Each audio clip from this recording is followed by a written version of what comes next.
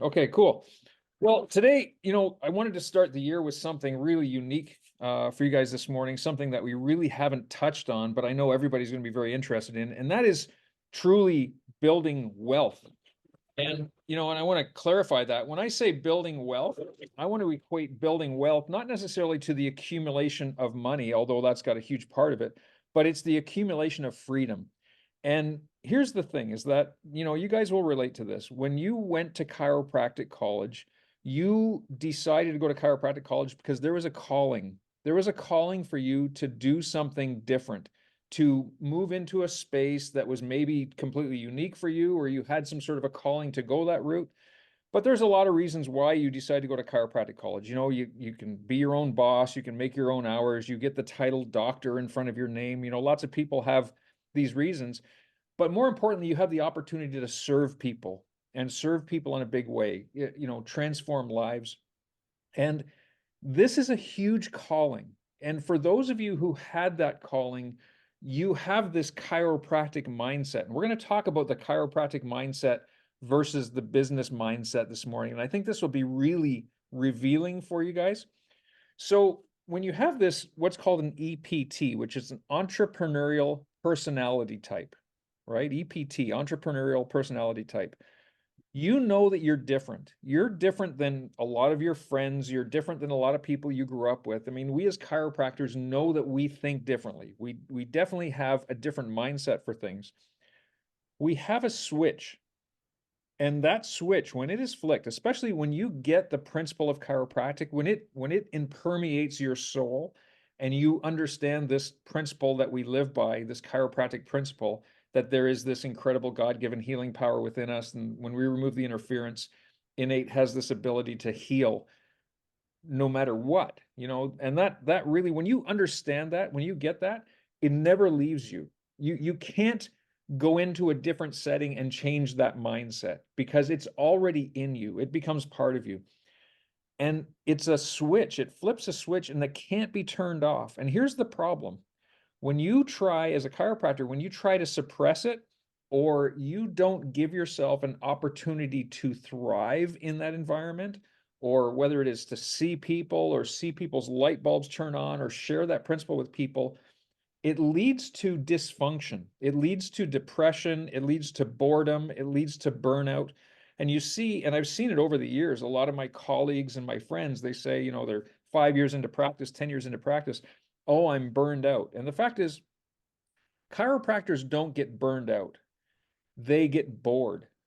So if you've ever experienced, or if you're experiencing now some level of burnout, or you're getting tired, it's not that you're burned out, you're bored.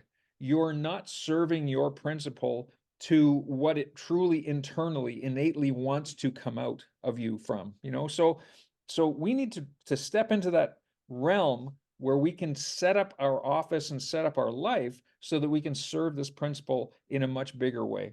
And that gives, you never experience the fulfillment in your life until you step into that realm. And the third thing is, you have, as an entrepreneurial personality type, you have a call of contribution. So deep within you, if you have this chiropractic mindset and you're an entrepreneur, there's something that you want to get out to the world. And you really have a moral responsibility. If you know something, whether it's the principle of chiropractic or there's something that can serve humanity, can transform lives in a better way, you have a moral obligation to get that out to the world. You truly do. Whether you realize that or not, there is a moral obligation to do that. So you need to figure out a time or a way to be able to enter into that ability to get this principle out, to get this message out to humanity in a big scale. And that, again, contributes to your own personal growth and your own personal fulfillment. It's in you already. And the fact that you are a chiropractor, it's there, right? You have to understand it's there. Whether you recognize that or not, it's in you, it's there. So here's the problem. There's two levels to a chiropractor's brain. There's the left side, which we call the chiropractic brain, and there's the right side, which is the business brain. And when we go through school and we get into practice, we develop this chiropractic brain very well. You know, it's the obviously with schooling, we learn our basic sciences and we learn the ability to diagnose pathologies and we learn the ability to adjust and we learn the ability, I mean, hopefully we learn the ability to adjust depending on what school you went to. But you know, you get what I'm saying. You learn the ability to serve your people and you get into practice and it's all about serving the people. And here's the problem. And this is a big problem. And some of you are still stuck thinking about this chiropractic brain or living in this chiropractic brain mentality. And the fact that when we live in the chiropractic brain mentality, it's tough for us to shift over to the business brain mentality. And I'll show you why, and I'll prove it to you. Typically, chiropractors have a hard time, talking to people about money. Typically, chiropractors have a hard time raising their fees, right? So you'll think about this is that, you know, you'll be serving patients. And when it comes to delivering care plans, and I'm a culprit to this at times too, often what we'll do is we'll pass off the care plan discussion, the monetary discussion to a staff member. The old time chiropractors, when we used to go to DE, you know, they'd see hundreds and hundreds and hundreds of people a day, you know, 500, 600, 700 people a day. They're seeing 2,000 people a week because they're living in their chiropractic mind. They would have a black box on the counter. So people would come in, get adjusted, and then they would put a donation in the black box. And the chiropractor would never know how much money they're collecting per visit. And at the end of the day, they'd go open up the black box, they'd take all the cash out, put it in a shoebox at home. That was very typical of the old DE chiropractors, the straight type chiropractors who just wanted to serve the mission and serve principle. But it was a terrible business model because the income was so variable. They wouldn't know how much they're collecting each visit. They wouldn't know how much they're collecting each day. They would work 16 to 20 hours a day. So here's what happens is that when we live in this chiropractic mindset, we have this heart to serve people and we just feel that we need to serve and we have a hard time monetizing a lot of the things that we do. And I know some of you on this call are doing this because you spend way too much time with a person, not because they need it, but because you feel that you need to justify what you're charging. You are doing a lot of things that you're not charging for, whether it's nutritional consults or giving them things to help them in their lifestyle without charging for it because you're still living in this chiropractic brain. Your heart of service. You want to see their lives change. You care, you're empathetic. And that's a good thing, but it takes away from that whole business mindset. I mean, we have spent so much time in school. We have learned all the things we've spent time getting coaching and going to seminars and bettering ourselves. That deserves to be compensated on some level. You are a very valuable piece of a person's healthcare puzzle. When they come and see you, they need to understand that you are providing an incredible service for them. You're providing an incredible consultation for them that needs to be monetized, and you deserve to be paid very, very well for that. But we need to shift into that business mindset to understand this stuff. And here's the thing. When I talk about building wealth, I don't talk about building wealth so you can have a big bank account and you can go buy a more expensive car. That's not what building wealth is. Building wealth is building an accumulation of resources and freedom so that you can therefore serve your purpose. And that, you know, that to me in life is the ultimate fulfillment when you can therefore serve your purpose. And it took me a while in practice to really understand that. But once you understand that, you start building the team around you that you can utilize to therefore help you to serve, to build your wealth and serve your purpose, serve your mission, free up your time so that you can serve in whatever way you choose to serve. And whether that's in chiropractic or whether that's serving people in a different way, but it's all comes down to a heart of service. Okay. So as a business owner, now here we go. Here we're going to step into this business mind thinking. As a business owner, you have responsibility. Okay. You have a lease, you know, or you have mortgage payments, whatever that may be on your building. You have a staff that you need to pay. So you know, your business relies on you being there. You are the business. If you're the sole provider in that business, unless you have a whole bunch of associates, you know, working with you, if you're the sole provider in that business, and even if you do have a whole bunch of associates working with you, you still need to be there as a figurehead, as a leader. You need to be the one guiding the ship, the captain of the ship. So you have expenses, you have a staff, and they rely on you being there. So therefore, there is a level of responsibility and a level of handcuffs that keep you there in the practice, right?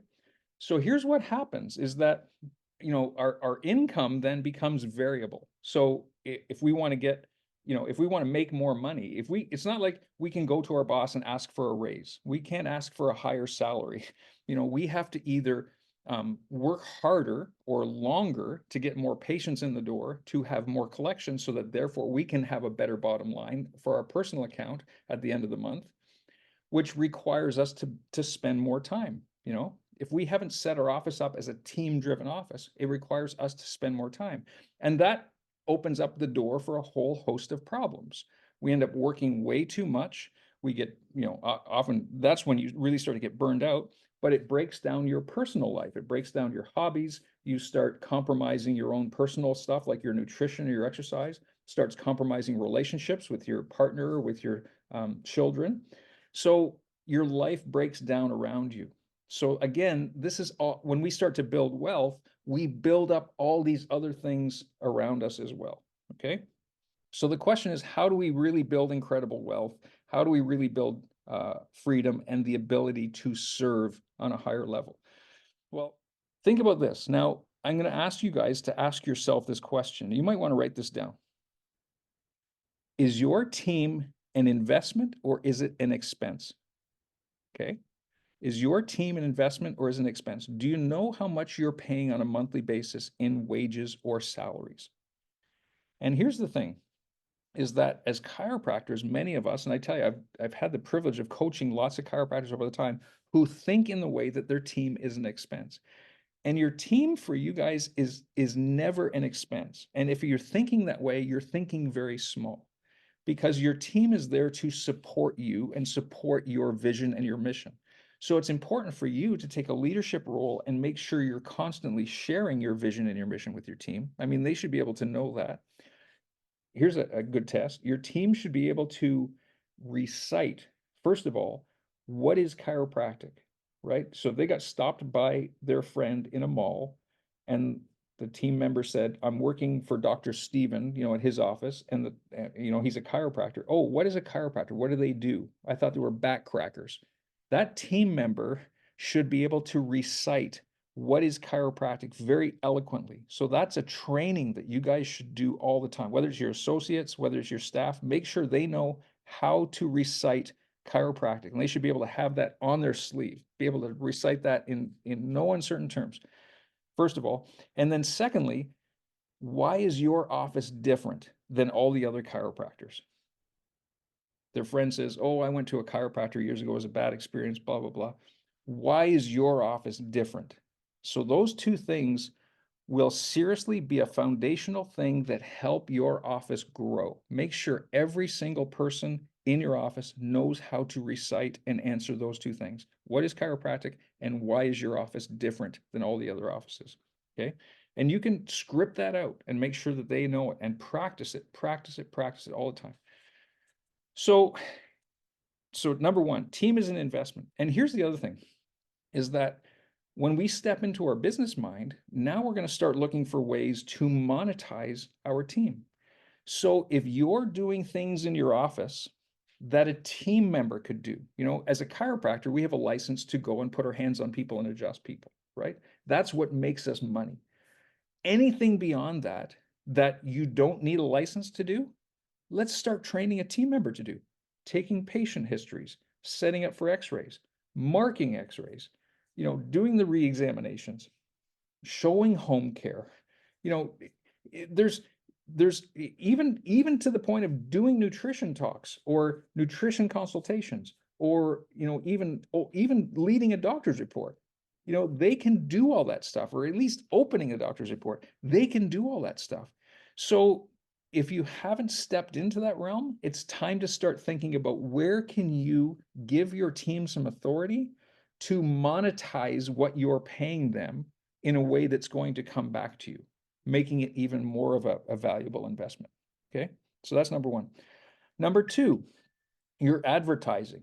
Is your advertising an investment or is it an expense? So here's a question for you guys. And here we are, business brain stuff. So if you're on the call and you want to grow, right? If you're at the point now where you want to grow, and I'm saying grow, obviously in patient numbers, patient volume, collections, we have systems that help you put the foundation in your office to help your office get busier and grow, not at the expense of you running around faster. Okay. Building a team-driven practice and monetizing a lot of the things that we do and building those systems in so that you can scale your office up so that, the difference between seeing 200 and 500 people a week is not because you need more team members and more staff. And, the systems are all there. So if we can think that way, and we can look at our advertising and say, if we guaranteed that you could have 100 new patients a month, what would you need to do differently? Because I tell you what, that's very real. And if you want 100 new patients a month, now that I know what I know now, I wish I knew this when I was in practice, it's very doable. With the way that the social media marketing works, if you want that, it's very doable. And I'm going to show you these little algorithms here. Okay. Growth is very predictable. So you might want a paper and pen here because I'm going to give you a couple of equations. First of all, there's an equation here that says if you want to grow your practice to a certain volume, and let's just say 1,000 patients a week. Okay, let's just use that number, 1,000 patients a week. And that used to be the benchmark number. I think that's gone down, over the years. You don't see too many offices seeing 1,000 patients a week now. But let's just say, hypothetically, you want 1,000 patient visits per week. If you can consistently convert 40 new patients per month over the course of a year, right? And you can do the math and you can work this all out, and you have very reasonable re-sign rates where most of those patients are maintaining and staying on, not dropping out after 3 months or 6 months or whatnot. Let's just say you have about an 80 to 90% re-sign rate, okay, in that time. 40 new patient conversions per month. Over the course of a year, you'll grow to 1,000 a week, okay? It's very reliable. 40 new patient conversions. Well, let's just say, so how many new patients do you need to get 40 conversions? Well, if your conversion rate is 50%, then you would need 80 new patients per month to convert 40 of them consistently, maintaining most of those through the course of the year. You'll grow to 1,000 a week. It's a very reliable equation and it's very linear. So let's just say you want to grow to 500. You need 20 new patient conversions per month consistently over the course of a year with good re-sign rates to grow to 500 patient visits a week. Very reliable equation. So maybe you need 40 new patients to convert half of them to get 20 conversions to see 500 patients a week. Okay, very reliable. Well, here's the thing. Here's the second stat. What is a new patient worth to you? Now, there's two parts of this equation. For those of you who have Atlas, you can figure out your unique patient visits. And what a unique patient visit is the number of individual people who were in a certain time frame. You can do this over a month. Okay, so if you go into Atlas and you go into reports, the report setting, and you type in or you look for the tab that says visited since. And you can do, so let's say you do this on the last day of the month, the 31st of December, for example. Okay, you do this on the 31st of December, and you go into that report and say patients visited since December the 1st. It would give you the number of names of those patients who have visited since December the 1st. So you would have the unique names of people who came in. Some of them came in 10 times, some of them came in once, some of them came in 4 times. It doesn't matter how many times they came in, but it would just give you those list of unique names. And let's just say, hypothetically, it's 500 people that have come in through the course of the month, right? Now, you might have had 2,000 visits in the month. Maybe that averages out to 400 a week, and you've had 2,000 or 400 or 500 a week. You've had 2,000 visits in the month, but it's a series of 500 people. But your collections in the month, let's just say for argument's sake, is $50,000. You had 500 unique patients, and you've collected $50,000. Then your average collection per patient is $1,000, right? I hope you're following this because I'm going to tell you, this is the $1 million equation for you guys. This is gold. So you start figuring this stuff out. So if every patient is worth to you $1,000, now you can also do the same equation with new patients, and it's going to be roughly about the same. Let's say you have 40 new patients in the month. Okay. And I'm going to tell you, it's pretty linear too. If you're consistently averaging 40 new patients in the month, your collections are probably going to be around 40,000-ish, somewhere in there, right? Maybe a little more, maybe a little less, depending on what what area you're in, what charging and so on, what your care plans are worth. But let's just say, for argument's sake, 40 new patients in the month, $40,000 collections. Every new patient then is worth $1,000. Okay. Here's the thinking. If you want to grow your practice and you want to start advertising, okay, and many of you are saying, okay, I want to put so much money into advertising. And now with our software, you can go in and do your own advertising. And I want to put in $10 a day in advertising. Okay. You're probably going to get pretty meager results. Okay. If every new patient is worth to you $1,000, and let's say, again, business mind stuff, your expenses in your office are around 50%. Before you pay yourself, your expenses are around 50%. Lease, staff, all your regular monthly expenses, that type of thing.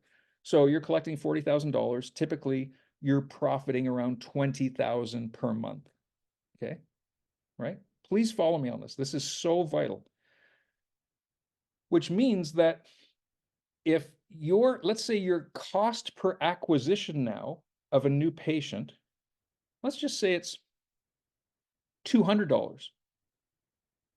If it costs you $200 in advertising to gain one new patient in your office, but that new patient is worth $1,000, half of that is profit. So that new patient is worth $500 in profit, but it costs you $200 to do it. That's a 40% acquisition rate.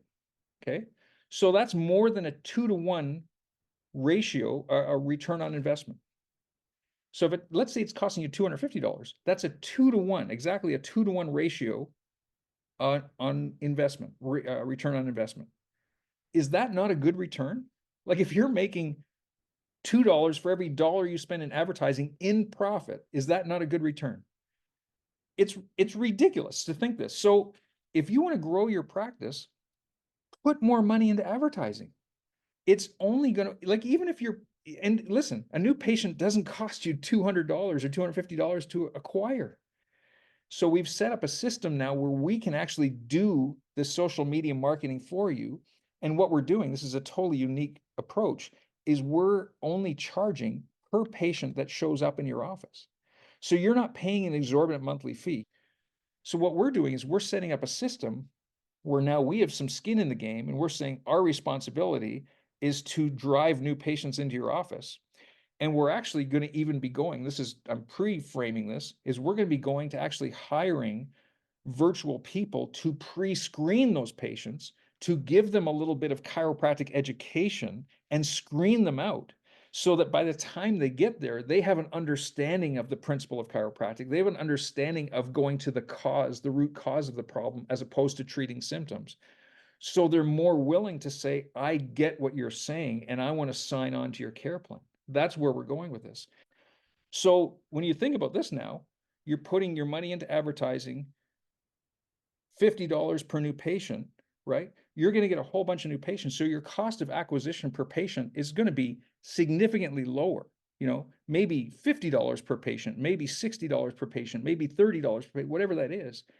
But what is that going to equate in profits to you? If every new patient is worth around $1,000 and it's only costing you $60 per each patient, and 50% of that $1,000 is profit, $500, you're getting now about a 10-to-1 or 8-to-1 return on investment. You want to grow your practice, put $200 a day into advertising, put $300 a day into advertising, and all of a sudden you'll have 80 shows showing up in your office who then are pre-qualified, who are wanting your care. And we'll see, so we have a vested interest now in seeing your office grow.